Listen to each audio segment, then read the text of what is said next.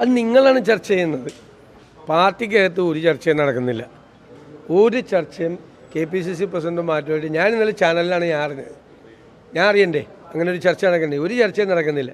ഇതൊക്കെ കോൺഗ്രസ് ഹൈക്കമാൻഡ് തീരുമാനിക്കേണ്ട കാര്യങ്ങളാണ്. അവർ ഉചിതമായ സമയത്ത് ഉചിതമായ തീരുമാനം അവരെടുക്കും. ഇവിടെ ഒരു ചർച്ചയും അത് സംബന്ധിച്ച് ഇവിടെയോ ഡൽഹിയിലോ നടക്കുന്നില്ല.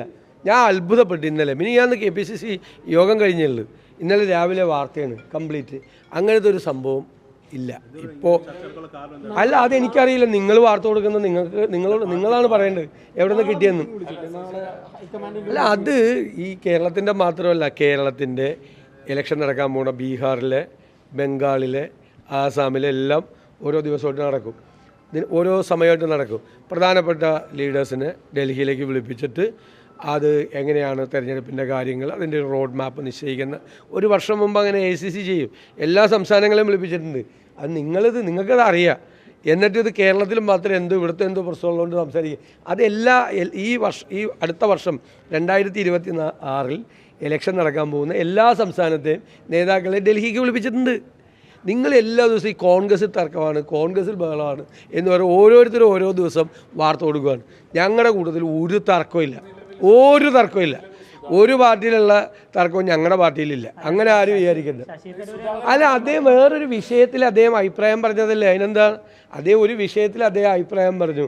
അപ്പം ഞങ്ങൾ അദ്ദേഹമായിട്ട് വഴക്കിട്ടോ പിണങ്ങിയോ? ഒന്നുമില്ല. അതിൻ്റെ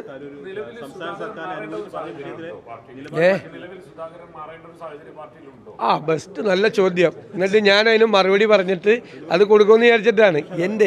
നിങ്ങളിങ്ങനെയൊന്നും എൻ്റെ അടുത്ത് ചോദിക്കണ്ട. നിങ്ങൾ ആഗ്രഹിക്കുന്ന ഒരു ഉത്തരം എനിക്ക് കിട്ടില്ല. ഞങ്ങളിവിടെ വളരെ ഗൗരവമായിട്ട് ഇത് UDF മുഴുവൻ ദിവസം യോഗം ചേരുവാണ്. ഞങ്ങൾ കഴിഞ്ഞ ദിവസം KPCCയുടെ യോഗം ചേർന്നു. ഞങ്ങൾ സംഘടനാപരമായ കാര്യങ്ങൾ, തദ്ദേശ സ്വയംഭരണ സ്ഥാപനങ്ങളിലേക്ക് നടക്കുന്ന തെരഞ്ഞെടുപ്പിലേക്കുള്ള തയ്യാറെടുപ്പുകൾ കൂട്ടായി ഞങ്ങൾ ഒരുമിച്ച് ഭംഗിയായിട്ട് നടത്തിക്കൊണ്ടിരിക്കുകയാണ്. നിങ്ങൾക്ക് വേറെ വാർത്തയൊന്നുമില്ല. നിങ്ങൾ കോൺഗ്രസിലേക്ക് കയറണമെന്തിനാ? ചെയർമാൻ എന്നുള്ള നിലയ്ക്ക് ബാക്കി അജണ്ട എന്തൊക്കെയാണ്? അത് ഞങ്ങളുടെ അജണ്ട അത് ഇപ്പം ഞാൻ അങ്ങനെ ഒരു പുറത്ത് പറയുന്നത് ശരിയല്ലല്ലോ. ഞങ്ങൾ തദ്ദേശ സ്വയംഭരണ സ്ഥാപനങ്ങളിലേക്കുള്ള തിരഞ്ഞെടുപ്പുണ്ട്, തീരദേശ പദയാത്രയുടെ കാര്യം, ഒരുപാട് വിഷയങ്ങളുണ്ട്. ഞാനവിടെ ഇന്ന് ചർച്ച ചെയ്യാൻ പോകുന്ന അജണ്ട ഞാൻ രാവിലെ നിങ്ങളോട് എല്ലാവരും. അങ്ങനെ തിരിച്ചടി UDF എന്താണ്? UDFന്റെ ഏതെങ്കിലും സീറ്റ് കുറഞ്ഞു, ഞങ്ങളുടെ എണ്ണം കൂടി. തിരിച്ചടി എന്താണ്? ആർക്കാ? LDFനാണ് തിരിച്ചടി ഉണ്ടായത്. LDFന് ഞങ്ങൾക്ക് 10 ഉണ്ടായിരുന്നാണ്, 9 ഉണ്ടായിരുന്നാണ് 13 ആയത്. ഒന്ന് സ്വതന്ത്ര 9 ഉണ്ടായിരുന്നത് ഞങ്ങൾക്ക് 13 20 ഉണ്ടായിരുന്നത് 16 CPMന്. അപ്പോൾ ആർക്കാ അതിൻ്റെ തിരിച്ചടി? ആർക്കാ? അല്ല, എനിക്ക് മനസ്സിലായില്ല. തിരുവനന്തപുരത്തെ കാര്യം വിട്. തിരിച്ചടി ആർക്കാ തിരിച്ചടി? 9 ഉണ്ടായിരുന്നത് 13 ഞങ്ങൾക്കാണ് തിരിച്ചടി. 20 ഉണ്ടായിരുന്നത് 16 LDFനാണ് തിരിച്ചടി. ഇത് എന്ത് കണക്കാണിത്?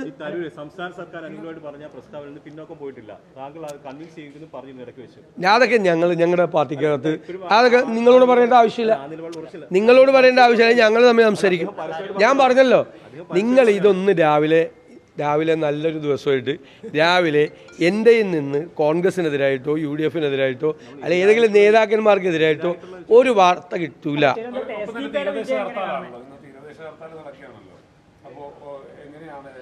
അല്ലത് വളരെ ഗൗരവതരമായൊരു പ്രശ്നമാണ്. കാരണം 12 നോട്ടിക്കൽ മൈലിൻ്റെ അകത്തു നിന്നും പുറത്തു നിന്നും കടൽ മണൽ ഖനനം നടത്താനുള്ള കേന്ദ്ര ഗവൺമെൻറ്റിൻ്റെ തീരുമാനമാണ്. അതായത് 48 മീറ്റർ തൊട്ട് 62 മീറ്റർ വരെ ആഴത്തിൽ ചെയ്യാണ്. ഇപ്പോൾ എടുക്കാൻ തീരുമാനിച്ചിരിക്കുന്ന കൊല്ലം എന്ന് പറയുന്നത് കൊയിലോൺ ബാങ്ക് എന്ന് പറയും. കൊല്ലം പരപ്പാണ്. ഈ ഇന്ത്യയിൽ തന്നെ ഏറ്റവും കൂടുതൽ മത്സ്യസമൃദ്ധിയുള്ള സ്ഥലമാണ്. അതിലെ ഫ്ലോറ ആൻഡ് ഫോണ മുഴുവൻ സസ്യജന്തുജാലങ്ങളും നശിച്ച് മത്സ്യത്തിൻ്റെ പ്രജനനം മുഴുവൻ പോയി, മുഴുവൻ മത്സ്യവും പോകും.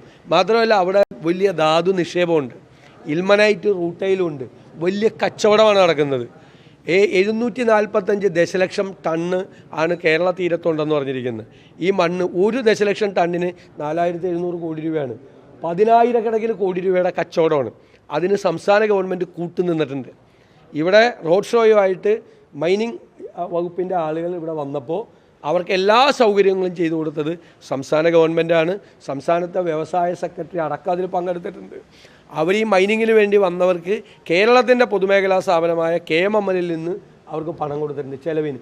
അപ്പോൾ സർക്കാർ ഞാൻ നിയമസഭയിൽ കൊണ്ടുവന്നപ്പോൾ ഞങ്ങളതിനെ എതിർക്കും എന്നാണ് പറഞ്ഞത്. യഥാർത്ഥത്തിൽ എതിർക്കുകയല്ല, സഹായിച്ചു കൊടുക്കുകയാണ് ചെയ്യുന്നത്. ഒരു കാരണവശാലും കടൽ മണൽ ഖനനം നടത്താൻ സമ്മതിക്കില്ല.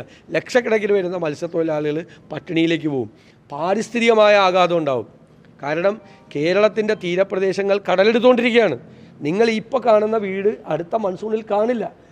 ഭയങ്കരമായ തീരശോഷണം സംഭവിക്കുന്ന ഒരു സംസ്ഥാനമാണ് കാലാവസ്ഥാ വ്യതിയാനം കൊണ്ട്.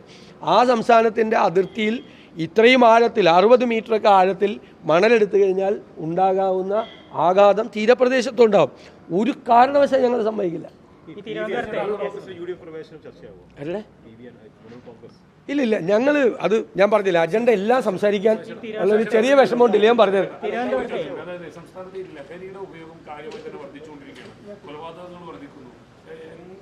ഞങ്ങൾ അസംബ്ലിയിൽ ഗൗരവമായി ഈ വിഷയം കൊണ്ടുവന്നു.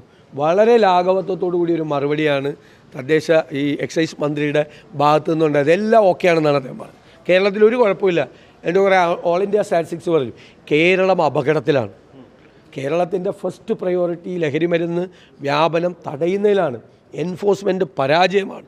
കേരളത്തിൽ വിമുക്തി എന്ന് പറയുന്ന ബോധവൽക്കരണ പരിപാടി ഒരു ഇമ്പാക്റ്റും ഉണ്ടാക്കുന്നില്ല. കേരളത്തിൽ കെമിക്കലടക്കം MDMA അടക്കമുള്ള എല്ലാ ലഹരി വസ്തുക്കളും അവൈലബിളാണ്. കേരളത്തിൽ വയലൻസ് വർദ്ധിച്ചിരിക്കുന്നു.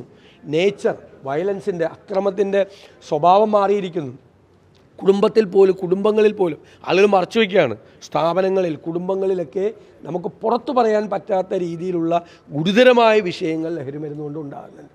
ലഹരിമരുന്ന് അവൈലബിൾ കേരളത്തിൽ. ആ ലഹരിമരുന്ന് റാക്കറ്റ് സജീവമാണ്. ഗവൺമെൻറ് അതിനെ എൻഫോഴ്സ്മെൻറ്റ് കൊണ്ട് തന്നെ നിയന്ത്രിക്കണം. ജനങ്ങളുടെ ഇടയിൽ, ചെറുപ്പക്കാരുടെ ഇടയിൽ, കുടുംബങ്ങൾക്കിടയിൽ വലിയ തോതിലുള്ള എല്ലാവരും ചേർന്ന് ഞങ്ങൾ 2022 ഇത് പറഞ്ഞു. പൂർണ്ണ പിന്തുണ ഞങ്ങൾ സർക്കാരിന് വാഗ്ദാനം ചെയ്തു. 2024 എത്തിയപ്പോൾ വീണ്ടും ഈ വിഷയം സർക്കാരിൻ്റെ ശ്രദ്ധയിൽപ്പെടുത്തി. പക്ഷേ ഒരു തണുപ്പൻ നയമാണ് ഇത്. കേരളത്തെ ഒരു കാലത്തും ഇല്ലാത്ത അപകടത്തിലേക്ക് എത്തിക്കും. ആ ഈ വാർത്തകളാണ് പുറത്തു വന്നുകൊണ്ടിരിക്കുന്നത്. അപകടത്തിലേക്കാണ് കേരളം. അതൊക്കെ ഇതിനു മുമ്പും ജയിച്ചിട്ട് ഞാൻ വേറെ 2-3 പഞ്ചായത്തിലെ കണക്ക് പറയട്ടെ. അല്ല, വേറൊരു പഞ്ചായത്തിലെ കണക്ക് പറയട്ടെ. LDF-ൻ്റെ ഒരു 400 വോട്ട് പോയിട്ട് SDP ഒരു 500 വോട്ടിൽ ജയിച്ച വേറെ പഞ്ചായത്തിലെ കണക്ക് ഞാൻ പറയട്ടെ.